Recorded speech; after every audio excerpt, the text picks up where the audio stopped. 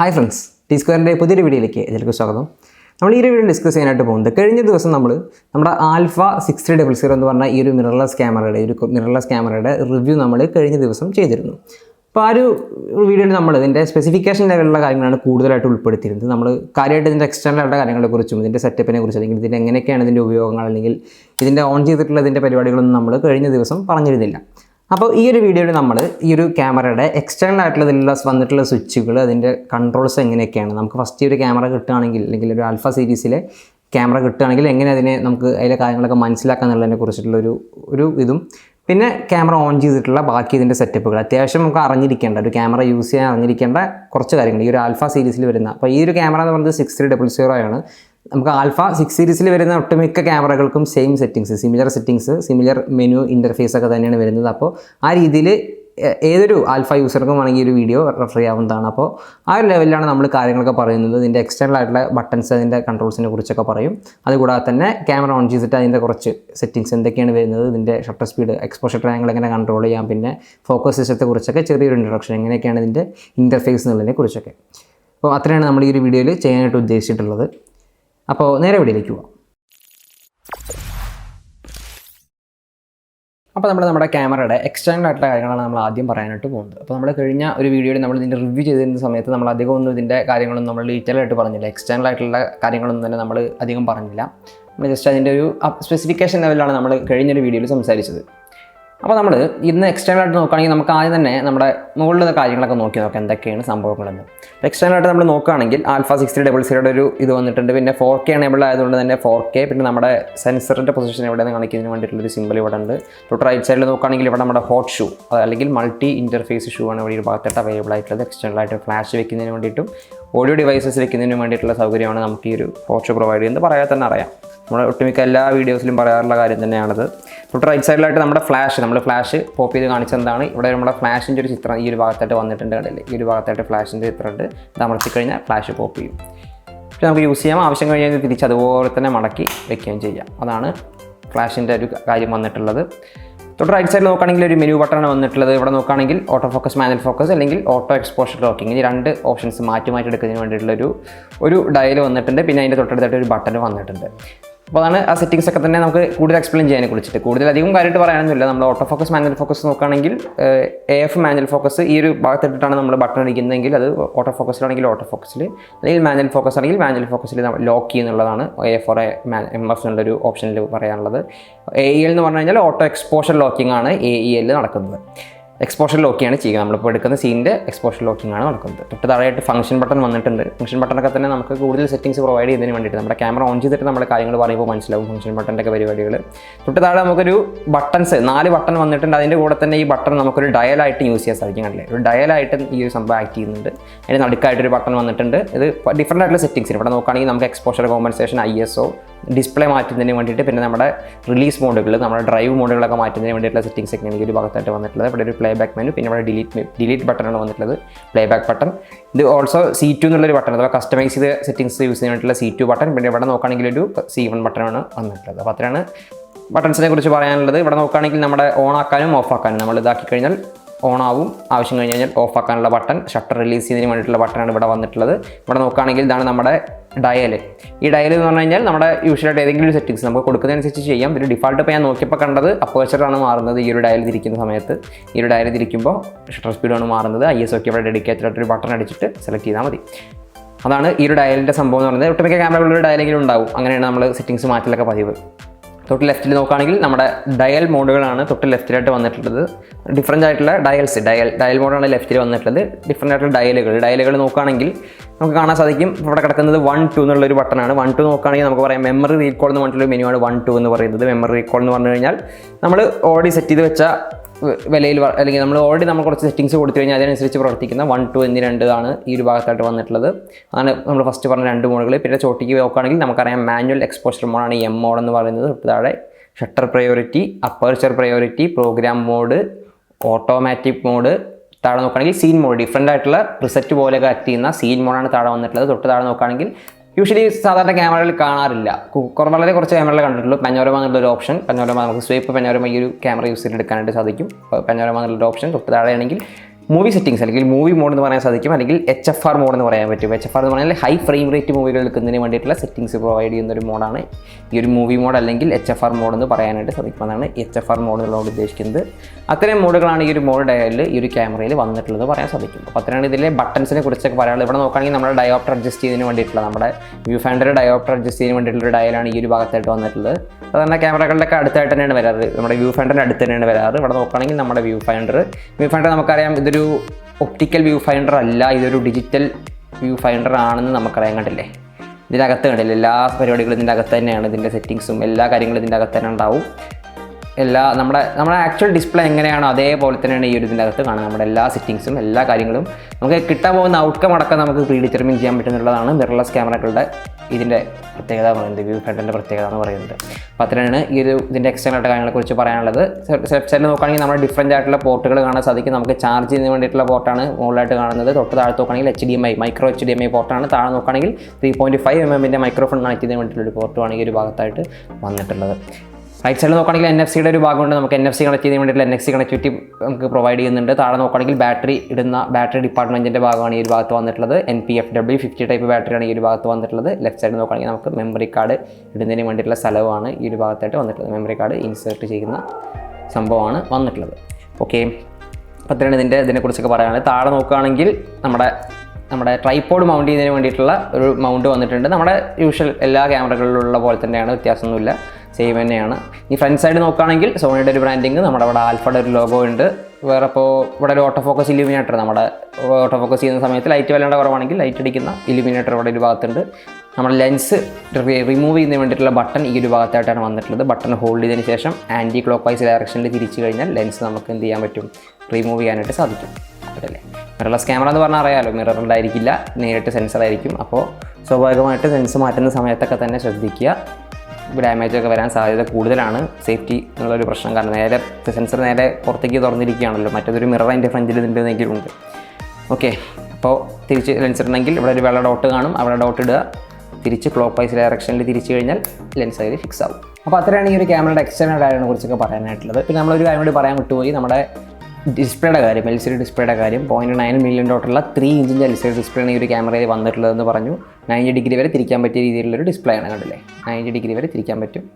ചോട്ടിക്കാണെങ്കിലും അത്യാവശ്യം നല്ല രീതിയിലൊരു ആംഗിളിൽ നമുക്ക് കിട്ടുന്നുണ്ട്. അത് അത്യാവശ്യം ഹൈറ്റിലൊക്കെ പിടിച്ചിട്ട് ഷൂട്ട് ചെയ്യാനൊക്കെ പറ്റിയ രീതിയിൽ തന്നെയാണ് ഒരു ഡിസ്പ്ലേ അറേഞ്ച് ചെയ്തിരിക്കുന്നത്. 90 ഡിഗ്രി വരെ നമുക്ക് തിരിച്ചുകൊണ്ട് നമുക്ക് നിലത്ത് വെച്ചിട്ടുള്ള ഷോട്ടുകളൊക്കെ, അങ്ങനെ ലോ ഷോട്ടുകളൊക്കെ എടുക്കുന്നതിനും നമുക്ക് ഈ ഒരു ക്യാമറ യൂസ് ചെയ്യാനായിട്ട് സാധിക്കും. വ്ളോഗ് ചെയ്യാൻ പറ്റില്ല എന്നുള്ളൊരു പ്രശ്നം മാത്രമേ ഉള്ളൂ.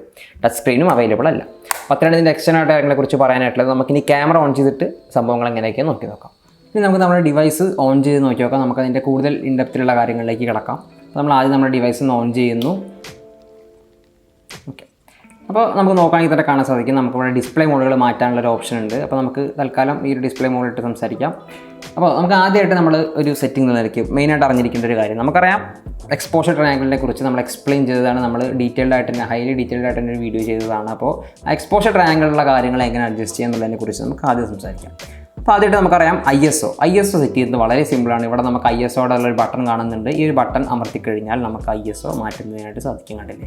വളരെ സിമ്പിളായിട്ട് ISO മാറ്റാൻ പറ്റും. നമുക്ക് ജസ്റ്റ് ഈ ഒരു ഡയൽ തിരിച്ചുകൊണ്ട് തന്നെ ISO കൂട്ടാനും കുറയ്ക്കാനും പറ്റും. 100 മുതൽ 51200 വരെ വളരെ വലിയ റേഞ്ചിലുള്ളൊരു ISO തന്നെ ഇതിൻ്റെ ഒപ്പം അവൈലബിൾ ആയിട്ടുണ്ടെന്ന് പറയാൻ സാധിക്കും.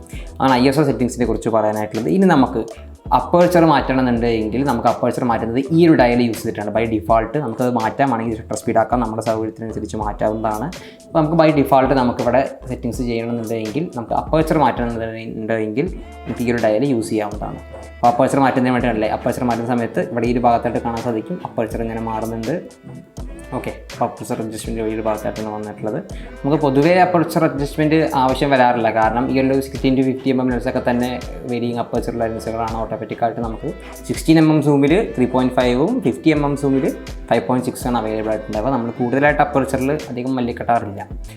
ഓക്കെ, പിന്നെ നമുക്ക് ഷട്ടർ സ്പീഡ് മാറ്റണമെന്നുണ്ടെങ്കിൽ ഈ ഒരു ഡയൽ ജസ്റ്റ് തിരിച്ചു കഴിഞ്ഞാൽ നമുക്ക് ഷട്ടർ സ്പീഡ് മാറ്റാവുന്നതാണ്. കണ്ടില്ല, ഷട്ടർ സ്പീഡ് 1/4000 വരെയുണ്ട്. 30 seconds മുതൽ ഉള്ള ഷട്ടർ സ്പീഡ് വരെ അവൈലബിൾ ആണ്. അതുകൊണ്ട് നമുക്ക് എക്സ്പോഷർ ട്രയാങ്കിളിൻ്റെ കാര്യം പറയുകയാണെങ്കിൽ എക്സ്പോഷർ കോമ്പൻസേഷനെ കുറിച്ച് നോക്കുകയാണെങ്കിൽ ഈ അടിയിലേക്കുള്ള ബട്ടൺ ഇവിടെ എക്സ്പോഷർ കോമ്പൻസേഷൻ്റെ ഒരു സിമ്പിൾ ഉണ്ട്. ഇവിടെ ഈ ഒരു ബട്ടൺ അടിച്ചു കഴിഞ്ഞാൽ നമുക്ക് എക്സ്പോഷർ കോമ്പൻസേഷൻ ചെയ്യാവുന്നതാണ്, കൂട്ടാനും കുറയ്ക്കാനും. +or -5 വരെ ഉണ്ട്. ഓക്കെ, ഇത്രയും അവൈലബിൾ ആയിട്ടുള്ള എക്സ്പോഷർ കോമ്പൻസേഷൻ നമുക്കിതിൽ അവൈലബിൾ ആയിട്ടുണ്ട്. ഇത്രയാണ് എക്സ്പോഷർ ട്രയാങ്കിളിനെ കുറിച്ച് പറയാനായിട്ടുള്ളത്. അത്രയാണ് എക്സ്പോഷർ ട്രയാങ്കിളിൻ്റെ എക്സ്പ്ലനേഷൻ. ഇനി നമുക്ക് നമ്മുടെ ഡിസ്പ്ലേ മോഡുകൾ മാറ്റുന്നത് എങ്ങനെയെന്ന് നോക്കി നോക്കാം. നമുക്ക് ബേസിക്കായിട്ട് അറിഞ്ഞിരിക്കേണ്ട കാര്യങ്ങളെക്കുറിച്ച് മാത്രമേ പറയുന്നുള്ളൂ, അധികം പറഞ്ഞ് നിർവഹിപ്പിക്കുന്നില്ല. അപ്പോൾ ബേസിക്കായിട്ട് നോക്കുകയാണെങ്കിൽ നമുക്ക് ഡിസ്പ്ലേ മോഡുകൾ മാറ്റണമെന്നുണ്ടെങ്കിൽ ഈ ഒരു ഡിസ്പ്ലേ DISP ഡിസ്പ്ലേ എന്നുള്ളൊരു ഈ ഒരു ബട്ടൺ അടിച്ച് കഴിഞ്ഞാൽ നമുക്ക് ഡിസ്പ്ലേ മോഡ് മാറുന്നതാണ്. അപ്പോൾ ഡിഫറൻറ്റ് ആയിട്ടുള്ള കണ്ടില്ലേ ഇത്തരത്തിലുള്ള ഡിസ്പ്ലേ മോഡുകൾ നമുക്ക് അവൈലബിൾ ആയിട്ട് വരും. ഇത് മാറ്റുകയാണെങ്കിൽ നമുക്ക് കുറച്ച് ഡീറ്റെയിൽസ് കുറഞ്ഞ രീതിയിലുള്ള ഡിസ്പ്ലേ മോഡ് കണ്ടില്ലേ. ഇത്തരത്തിൽ പല രീതിയിൽ ഇവിടെ ഇപ്പോൾ നോക്കുകയാണെങ്കിൽ നമുക്കറിയാം ഇവിടെ ഹിസ്റ്റോഗ്രാം കൂടി വന്നിട്ടുണ്ട്, നല്ലത് വേറെ വ്യത്യാസമൊന്നുമില്ല. അതൊരു ഹിസ്റ്റോഗ്രാം കൂടി നമുക്കിവിടെ കാണാനായിട്ട് സാധിക്കും. നമുക്ക് ക്യാപ്പ് ഒന്ന് അടച്ചു വയ്ക്കാം. ഓക്കെ, ഇവിടെ ഇപ്പോൾ ഒരു ഹിസ്റ്റോഗ്രാം കൂടി വന്നിട്ടുണ്ട്. അതുകൂടാതെ തന്നെ നമ്മുടെ എക്സ്പോഷർ ട്രയാങ്കിളിലുള്ള കാര്യങ്ങളൊക്കെ തന്നെയാണ് ഈ ഒരു ഭാഗത്തായിട്ട് വന്നിട്ടുള്ളത്. ഫർദർ നോക്കുകയാണെങ്കിൽ നമുക്ക് ഇവിടെ ഒരു ഗൈറോ സെൻസർ വെച്ചുകൊണ്ടുള്ള ഒരു സംഭവം, നമ്മുടെ ക്യാമറ ചെരിയുന്നതിനനുസരിച്ചിട്ടൊക്കെ തന്നെ സെൻസ് ചെയ്യുന്ന രീതിയിലുള്ള ഒരു ഇത്, നമ്മുടെ ചെരിവൊക്കെ ഇല്ലാതെ തന്നെ നമുക്ക് സ്റ്റെബിലൈസ്ഡ് ഷോട്ടുകൾ എടുക്കുന്നതിന് വേണ്ടിയിട്ട് ഉള്ളൊരു ഗൈറോ മോഡ് പോലത്തെ ഒരു മോഡ് വന്നിട്ടുണ്ട്. പിന്നെ നോക്കുകയാണെങ്കിൽ നമ്മളിപ്പോൾ ആദ്യം കാണിച്ച ഇൻ്റർഫേസ് ഇത് നമ്മുടെ DSLR ക്യാമറകളുടെ ട്രഡീഷണൽ ഇൻ്റർഫേസാണ്. നമ്മുടെ പരിപാടികളൊക്കെ നമ്മുടെ മോഡ് ഏതാണ് ഇവിടെ യൂസ് ചെയ്തിട്ടുള്ളത്, എന്നുള്ള കാര്യങ്ങളാണ് ഈ ഒരു ഭാഗത്തായിട്ട് എഴുതിയിട്ടുള്ളത്. ഇവിടെ നോക്കുകയാണെങ്കിൽ നമ്മുടെ ഷട്ടർ സ്പീഡിൻ്റെ കാര്യം ഈ ഒരു ഭാഗത്തായിട്ട് എഴുതിയിട്ടുണ്ട്. ഇവിടെ നോക്കുകയാണെങ്കിൽ നമ്മുടെ അപ്പേച്ചറിൻ്റെ കാര്യമാണ് ഈ ഒരു ഭാഗത്തായിട്ട് എഴുതിയിട്ടുള്ളത്. ഓക്കെ, ഫർദർ നോക്കുകയാണെങ്കിൽ എൻ്റെ നേരെ താഴത്ത് നോക്കുകയാണെങ്കിൽ ISOയുടെ കാര്യം, നമ്മൾ ISO ഓട്ടോയിലാണ് ഇട്ടിട്ടുള്ളത്. ISOയുടെ കാര്യം പിന്നെ ബാക്കിയുള്ള അത്യാവശ്യത്തിൻ്റെ ഡീറ്റെയിൽസ് ഒക്കെ തന്നെ സൈഡിലായിട്ട് വന്നിട്ടുള്ളത്. നമുക്ക് ഈ ഒരു സംഭവം എക്സ്പ്ലെയിൻ ചെയ്യുന്നതിന് കുറച്ചുകൂടി നല്ലൊരു മോഡെന്ന് തോന്നുന്നത് ഇതാണ്. ഈ ഒരു മോഡിലിട്ട് എക്സ്പ്ലെയിൻ ചെയ്യുന്നതായിരിക്കും കുറച്ചുകൂടി നല്ലതെന്ന് തോന്നുന്നു. ഞാൻ ഷൂട്ട് ചെയ്യുന്ന ക്യാമറയുടെ ISO ഒന്ന് കുറയ്ക്കട്ടെ. ഓക്കെ, അപ്പോൾ ഇനി നമ്മൾ നോക്കുകയാണെങ്കിൽ കാര്യങ്ങളൊക്കെ നോക്കുകയാണെങ്കിൽ നമ്മൾ ഈ ലെഫ്റ്റ് സൈഡിൽ നോക്കുകയാണെങ്കിൽ നമ്മളിവിടെ മാനുവൽ മോഡാണ് ഷൂട്ട് ചെയ്യുന്നത്. മോഡിനെ കുറിച്ചാണ് ലെഫ്റ്റ് സൈഡിൽ വന്നിട്ടുള്ളത്. ഇവിടെ നോക്കുകയാണെങ്കിൽ 6775 നമ്മുടെ മെമ്മറി കാർഡിൻ്റെ കപ്പാസിറ്റിയാണ് ഈ ഒരു ഭാഗത്തായിട്ട് വന്നിട്ടുള്ളതെന്ന് പറയാനായിട്ട് സാധിക്കും. പിന്നെ അതിൻ്റെ തൊട്ട് റൈറ്റ് സൈഡിൽ അതിൻ്റെ തൊട്ടടുത്ത് തന്നെ ആയിട്ടാണ് നമ്മുടെ റേഷ്യോ ഏതാണ്, നമ്മുടെ ആസ്പെക്ട് റേഷ്യോ ഏതാണെന്നുള്ള കാര്യമാണ് ഈ ഒരു ഭാഗത്തായിട്ട് വന്നിട്ടുള്ളത്. നമുക്കതറിയാം ഈ ഒരു ക്യാമറയിൽ 16:9, 3:2 എന്നിങ്ങനെ രണ്ട് നമുക്ക് ആസ്പെക്ട് റേഷ്യോകൾ അവൈലബിൾ ആണ്. അപ്പോൾ 16:9 ആണ് ഇപ്പോൾ ഇട്ടിരിക്കുന്നത്. നമ്മുടെ യൂട്യൂബ് തമ്മിലൊക്കെ ഇടുന്നത് പോലത്തെ ഒരു 16:9 റേഷ്യോയിലാണ് ഇപ്പോൾ ഈ ഒരു സംഭവം കിടക്കുന്നതെന്ന് പറയാനായിട്ട് സാധിക്കും. അതാണ് 16:9 കാര്യം. തൊട്ട് റൈറ്റ് സൈഡിൽ നോക്കുകയാണെങ്കിൽ ഫൈൽ JPEGൻ്റെ ഫോർമാറ്റ് അതാണ്, ഫൈലാണ്. അതിൻ്റെ തൊട്ടടുത്ത് XAVC HD നമ്മുടെ വീഡിയോ ഫോർമാറ്റ്, പിന്നെ ഫ്രെയിം റേറ്റ്, പിന്നെ അതിൻ്റെ കാര്യങ്ങളൊക്കെ തന്നെ ബിറ്റ് റേറ്റ് ഇതൊക്കെയാണ് അതിൻ്റെ അടുത്ത് എഴുതിയിട്ടുണ്ട്. അപ്പോൾ നമ്മുടെ ബാറ്ററി പെർസെൻറ്റേജ് മിറർലെസ് ക്യാമറകളിൽ DSLR ക്യാമറകളെ സംബന്ധിച്ച് ബാറ്ററി പെർസെൻറ്റേജ് കൂടി കാണിക്കുന്നുണ്ട്. അപ്പോൾ നമുക്ക് കുറച്ചും കൂടി മനസ്സിലാവും ബാറ്ററി എത്രത്തോളം ബാക്കിയുണ്ടെന്നുള്ളതിനെ കുറിച്ചൊക്കെ കുറച്ചുകൂടി ഒരു അവബോധം ഉണ്ടാവും. തൊട്ട് താഴെ മീറ്ററിംഗ് മോഡ് ഏതാണ് എഴുതിയിട്ടുണ്ട്, സ്പോട്ട് മീറ്ററിംഗ് പെട്ടിരിക്കുന്നത്.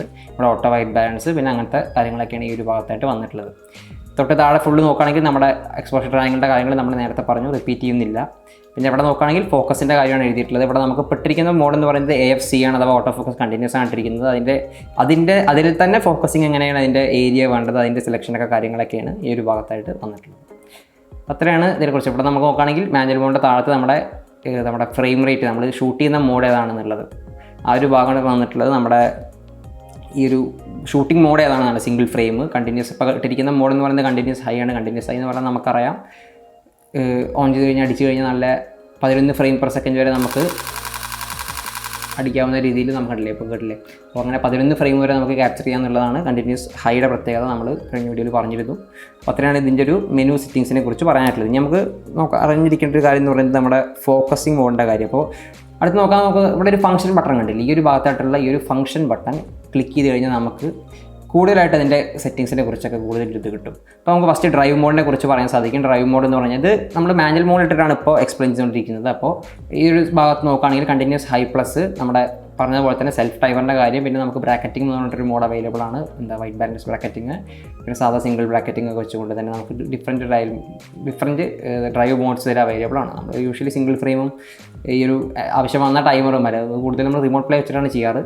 പിന്നെ നമുക്ക് കണ്ടിന്യൂസ് ഹൈ ഒക്കെയാണ് നമ്മൾ മാക്സിമം യൂസ് ചെയ്യാറുള്ളൂ. കൂടുതലായിട്ട് നമുക്ക് ഉപയോഗം വരാറുള്ളത് ഈ ഒരു ഡ്രൈവ് മോഡുകളാണ് പൊതുവെ. ഇനി ഫംഗ്ഷൻ നോക്കുകയാണെങ്കിൽ വേറെ വന്നിട്ടുള്ളത് നമ്മുടെ ഫ്ലാഷ് മോഡിനെ കുറിച്ചിട്ട് വന്നിട്ടുണ്ട്. തൊട്ടടുത്തായിട്ട് ഫ്ലാഷ് കോമ്പൻസേഷൻ, ഫ്ലാഷിൻ്റെ ഇൻറ്റൻസിറ്റി ഡിസൈഡ് ചെയ്യുന്നതിന് വേണ്ടിയിട്ടുള്ള ഫ്ലാഷ് കോമ്പൻസേഷൻ വന്നിട്ടുണ്ട്. തൊട്ട് റൈറ്റ് സൈഡിൽ ഫോക്കസ് മോഡ് നമുക്ക് അവൈലബിൾ ആയിട്ടുണ്ട്. ഫോക്കസ് മോഡിനെ കുറിച്ച് നോക്കുകയാണെങ്കിൽ AFS, AFA, AFC. AFS പറഞ്ഞാൽ നമ്മുടെ സെർവോ മോഡ്, നമ്മുടെ ഓട്ടോ ഫോക്കസ് എന്ന് പറഞ്ഞു കഴിഞ്ഞാൽ ഓട്ടോമാറ്റിക് ഓട്ടോ ഫോക്കസ് കണ്ടിന്യൂസ്, പിന്നെ അങ്ങനത്തെ മാനുവൽ ഫോക്കസ് പോലുള്ള സെറ്റിങ്സ് ഒക്കെയാണ് വന്നിട്ടുള്ളത്. ഇവിടെ നോക്കുകയാണെങ്കിൽ DMF.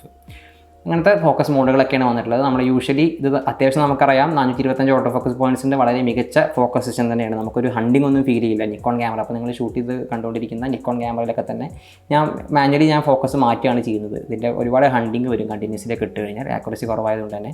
പക്ഷേ ഈ ഒരു ക്യാമറയിൽ നമുക്ക് AFCയിൽ സുഖമായിട്ട് യൂസ് ചെയ്യാം, കാരണം അത്യാവശ്യം നല്ല ആക്യുറേറ്റ് ആയിട്ടുള്ള ഓട്ടോ ഫോക്കസ് സിസ്റ്റം തന്നെയാണ് ഈ ഒരു ക്യാമറയ്ക്കുള്ളത്. അപ്പോൾ AFC യൂസ് ചെയ്യാൻ കുഴപ്പമൊന്നുമില്ല. അതാണ് ഫോക്കസ് മോഡിനെ കുറിച്ച് പറയാനായിട്ടുള്ളത്. ഫർദർ നോക്കുകയാണെങ്കിൽ ഈ ഒരു ഫോക്കസ് മോഡിൽ തന്നെ ഫോക്കസ് ഏരിയ നമുക്ക് ഡിസൈഡ് ചെയ്യാനായിട്ട് സാധിക്കും. നമുക്ക് സെൻറ്റർ സോണ് ഓരോ സോൺ വൈസ് ആയിട്ട് ചെയ്യാൻ പറ്റും. പിന്നെ ഫ്ലെക്സിബിൾ സ്പോട്ട് നമുക്ക് മാനുവലി നമുക്ക് ഡിസൈഡ് ചെയ്യാൻ പറ്റും, ഇന്ന സ്പോട്ട് മുതൽ ഇന്ന സ്പോട്ട് വരെ. കാരണം ഈ ഒരു ക്യാമറയിൽ ഇപ്പോൾ നമുക്ക് ഒരു ഒബ്ജക്റ്റ് ദൂരെയുണ്ട്, ഒരു ഒബ്ജക്റ്റ് കുറച്ച് അടുത്തുമാണ് എങ്കിൽ നമുക്ക് ആ ദൂരെ നിന്ന് അടുത്തേക്ക് നമുക്ക് ചിലപ്പോൾ അത് നമ്മൾ വിചാരിച്ച രീതിയിലൊരു ഫോക്കസ് ട്രാൻസിഷൻ കിട്ടണമെന്നുണ്ടെങ്കിൽ നമുക്ക് ഈ ഒരു എക്സ്പാൻഡ് ഫ്ലെക്സിബിൾ പോർട്ട് അത്തരത്തിൽ ഈ ഒരു സ്പോട്ട് ഈ ഒരു മോഡിനൊക്കെ നമ്മൾ ഡിപ്പെൻഡ് ചെയ്തതായിട്ട് വരും.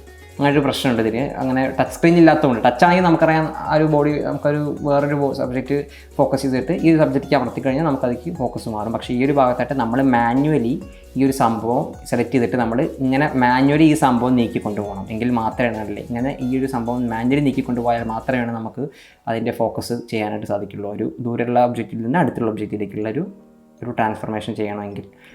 അതാണ് ഫോക്കസ് മോഡിനെ കുറിച്ച് പറയാനുള്ളത്. തൊട്ടടുത്ത് എക്സ്പോഷർ കോമ്പൻസേഷൻ, പിന്നെ താഴെ നോക്കുകയാണെങ്കിൽ ക്രിയേറ്റീവ് സ്റ്റൈൽ. നമ്മളിപ്പോൾ ന്യൂട്രലാണ് ഇട്ടിരിക്കുന്നത്. അങ്ങനത്തെ വിവിഡ് സ്റ്റാൻഡേർഡ് പോലുള്ള പോർട്രേറ്റ് പോലുള്ള ക്ലിയർ മോഡ്, അങ്ങനത്തെ ഡിഫറെൻറ്റ് ക്രിയേറ്റീവ് സ്റ്റൈൽസ് നമുക്കതിൽ അവൈലബിൾ ആണ്. പിന്നെ നോക്കുകയാണെങ്കിൽ തൊട്ടടുത്ത് DRO അല്ലെങ്കിൽ HDR, ഹൈ ഡൈനാമിക് റേഞ്ചിൻ്റെ കാര്യത്തെക്കുറിച്ചുള്ള ഒരു ഡൈനാമിക് റേഞ്ച് നമുക്കറിയാം. കുറച്ചുകൂടി ഡീറ്റെയിൽസ് കൂടിയ ഫോട്ടോസൊക്കെ എടുക്കുന്നതിന് നമ്മൾ ഡൈനാമിക് റേഞ്ചൊക്കെ യൂസ് ചെയ്യാറ്, HDR ഒക്കെ യൂസ് ചെയ്യാറ്. തൊട്ട് ലെഫ്റ്റിൽ വൈറ്റ് ബാലൻസിൻ്റെ സെറ്റിങ്സ്. വൈറ്റ് ബാലൻസ് അറിയാമല്ലോ, നമ്മൾ ഓരോ ലൈറ്റ് സോഴ്സിനനുസരിച്ചിട്ട് വൈറ്റ് ബാലൻസ് അഡ്ജസ്റ്റ് ചെയ്യാറാണ് പതിവ്. വൈറ്റ് ബാലൻസിൻ്റെ സെറ്റിങ്സ്. തൊട്ട് ലെഫ്റ്റിൽ metering mode, centre weighted metering, spot metering ഒക്കെ തന്നെയാണ് ഇതിൽ അവൈലബിൾ ആയിട്ടുള്ള മീറ്ററിംഗ് മോഡ്. പിന്നെ നമ്മൾ ISOയുടെ കാര്യം നമ്മൾ ഫോട്ടോയിലാണ് ഇട്ടിരിക്കുന്നത്. അപ്പോൾ ഇവിടെ അവൈലബിൾ ആയിട്ടുള്ള എക്സ്പോഷർ ട്രയാങ്കിളൊക്കെ ഉള്ള കുറച്ച് കാര്യങ്ങൾ, ISO, exposure compensation, flash compensation ഒക്കെ തന്നെ ഇവിടെ അവൈലബിൾ ആണെന്ന് പറയാനായിട്ട് സാധിക്കും. അപ്പോൾ അത്രയാണ് നമുക്ക് ഈ ഒരു ക്യാമറയുടെ മെനുവിനെ കുറിച്ചിട്ട് മെയിനായിട്ട് പറയാനായിട്ടുള്ളത്. നമ്മൾ അത്യാവശ്യം ഇതിൻ്റെ ബട്ടൺസിനെ കുറിച്ച്, എങ്ങനെയൊക്കെയാണ് ബട്ടൺസിൻ്റെ ഉപയോഗം എന്നുള്ള കാര്യത്തെക്കുറിച്ച് പറഞ്ഞു. പിന്നെ നമ്മൾ അത്യാവശ്യം ഇതിൻ്റെ കാര്യങ്ങൾ എങ്ങനെയൊക്കെയാണ് വന്നിട്ടുള്ളത്, ഇതിൻ്റെ ഇൻ്റർഫേസ്, ഇപ്പോൾ ഈ ഒരു ഇൻ്റർഫേസിലുള്ള അത്യാവശ്യം എല്ലാ കാര്യങ്ങളും എക്സ്പ്ലെയിൻ ചെയ്തു. ആദ്യമായിട്ട് യൂസ് ചെയ്യുന്നതൊക്കെ വളരെ എളുപ്പമായിട്ട് മനസ്സിലാക്കാൻ പാകത്തിൽ അങ്ങനത്തെ കാര്യങ്ങളൊക്കെ തന്നെ പറഞ്ഞു. പിന്നെ നമ്മളിതിൻ്റെ ഫംഗ്ഷൻ ബട്ടൺ മാനുവൽ മോഡ് ഇട്ടിട്ടാണ് ഫുള്ള് പറഞ്ഞിട്ടുള്ളത്, കാരണം അത്യാവശ്യം എല്ലാ ഓപ്ഷൻസ് അവൈലബിൾ ആയിട്ടുണ്ടാകുക നമ്മുടെ മാനുവൽ മോഡിലാണ്. അതുകൊണ്ട് തന്നെ മാനുവൽ മോഡ് ഇട്ടിട്ടാണ് പറഞ്ഞിട്ടുള്ളത്. അപ്പോൾ അത്യാവശ്യം ഇതിൻ്റെ സെറ്റിങ്സ്, ഇതിൻ്റെ ഫംഗ്ഷൻ ബട്ടണിൽ നമുക്ക് അവൈലബിൾ ആയിട്ടുള്ള ഓപ്ഷൻസ്, ഫോക്കസ് സിസ്റ്റത്തെ കുറിച്ചൊക്കെ ചെറിയൊരു ഇൻട്രൊഡക്ഷൻ നമുക്കിപ്പോൾ തരാനായിട്ട് സാധിച്ചു. അപ്പോൾ അത്രയാണ് നമുക്ക് ഈ ഒരു ക്യാമറയുടെ ഒരു എക്സ്റ്റേണൽ ആയിട്ടുള്ള കാര്യങ്ങളെക്കുറിച്ചും ഇതിൻ്റെ ഒരു ഫസ്റ്റ് ഒരു നമ്മൾ ഇൻട്രാക്ട് ചെയ്യുന്നൊരു യൂസർ എന്ന നിലയ്ക്ക് അറിയേണ്ട അല്ലെങ്കിൽ അറിയാൻ സഹായിക്കുന്ന കാര്യങ്ങളെക്കുറിച്ചൊക്കെ തന്നെ പറയാനായിട്ടുള്ളത്. അപ്പോൾ നമ്മൾ ഈ ഒരു വീഡിയോ ഡിസ്കസ് ചെയ്തത് നമ്മുടെ ക്യാമറയിലുള്ള അതിൻ്റെ എക്സ്റ്റേണൽ ആയിട്ടുള്ള കാര്യങ്ങളെക്കുറിച്ചും, പിന്നെ നമ്മളിതിൻ്റെ കുറച്ച് നമ്മൾ ക്യാമറ ഓൺ ചെയ്ത് കഴിഞ്ഞാൽ എങ്ങനെയൊക്കെയാണ് അതിൻ്റെ പരിപാടികൾ, ജസ്റ്റ് നമുക്കൊരു ഒരു ബിഗിനർ യൂസറൊക്കെ ആണെങ്കിൽ നമുക്ക് മനസ്സിലാക്കുന്നതിന് പറ്റിയിട്ടുള്ള കുറച്ച് കാര്യങ്ങളെക്കുറിച്ച്, എക്സ്പോഷർ കാര്യങ്ങൾ എങ്ങനെ കൺട്രോൾ ചെയ്യുന്നതിനെക്കുറിച്ചൊക്കെ തന്നെയാണ് ഈ ഒരു വീഡിയോയിൽ നമ്മൾ പറഞ്ഞത്. അപ്പോൾ നമ്മൾ അത്യാവശ്യം കാര്യങ്ങളൊക്കെ പറഞ്ഞു. പിന്നെ നമ്മൾ ഇതിൻ്റെ മെനു, നമുക്കറിയാം സോണി ക്യാമറകളുടെ മെനു പൊതുവേ കമ്പാരിറ്റീവ്ലി കുറച്ച് കൂടുതലാണ്, വലിപ്പം കൂടുതലാണ്, കുറച്ച് കോംപ്ലക്സ് ആണെന്നൊക്കെ പൊതുവേ പരാതി ഉയർന്നു കേൾക്കാറുണ്ട്. അപ്പോൾ നമ്മൾ മെനുവിനെ കുറിച്ചിട്ട് നമ്മൾ സെപ്പറേറ്റ് ഒരു വീഡിയോ ചെയ്യാനാണ് വിചാരിച്ചിട്ടുള്ളത്. അപ്പോൾ നമ്മൾ മെനുവിൻ്റെ കാര്യം നമ്മൾ കാണിച്ചപ്പോൾ തന്നെ കണ്ടിട്ടുണ്ടാവും. മെനു അത്യാവശ്യം വലുതാണ്. ഓരോ ഇതിനകത്ത് തന്നെ ഓരോ മെനുവിലും തന്നെ സബ് മെനു ആയിട്ട് നമുക്ക് 7-8 പേജസൊക്കെ നമുക്ക് അവൈലബിൾ ആണ്. അപ്പോൾ നല്ല വലിയൊരു മെനു തന്നെയാണ് ക്യാമറയിൽ വന്നിട്ടുള്ളത്. അപ്പോൾ മെനുവിനെ കുറിച്ചൊരു സെപ്പറേറ്റ് വീഡിയോ ഇതിന് പിന്നാലെ വരുന്നുണ്ട്. ഓക്കെ, അപ്പോൾ അത്രയാണ് നമുക്ക് ഈ ഒരു ക്യാമറയെക്കുറിച്ച് പറയാനായിട്ടുള്ളത്. അപ്പോൾ നമ്മൾ പറഞ്ഞ കാര്യം വീണ്ടും റിപ്പീറ്റ് ചെയ്യുകയാണ്. ആൽഫ 6300 യൂസേഴ്സിന് മാത്രമല്ല, ആൽഫ 6000 മുതൽ 6600 വരെയുള്ള എല്ലാ യൂസേഴ്സിനും ഈ ഒരു ക്യാമറയുടെ ഈ ഒരു വീഡിയോ റെഫർ ചെയ്യാവുന്നതാണ്. കാരണം ഏകദേശം സിമിലർ സെറ്റിങ്സ് ആണ്. ചെറിയ ചെറിയ വ്യത്യാസങ്ങളും ചെറിയ ചെറിയ അപ്ഡേറ്റുകളും മാത്രമാണ് പുതിയ ക്യാമറ വരുമ്പോൾ അതിൽ വരുന്നുള്ളൂ എന്ന് നമുക്ക് നിസ്സംശയം പറയാനായിട്ട് സാധിക്കും. അപ്പോൾ അത്രേ പറയാനുള്ളൂ. മറ്റൊരു വിഷയമായിട്ട് വീണ്ടും കാണാം. അതുവരേക്കും ബൈ.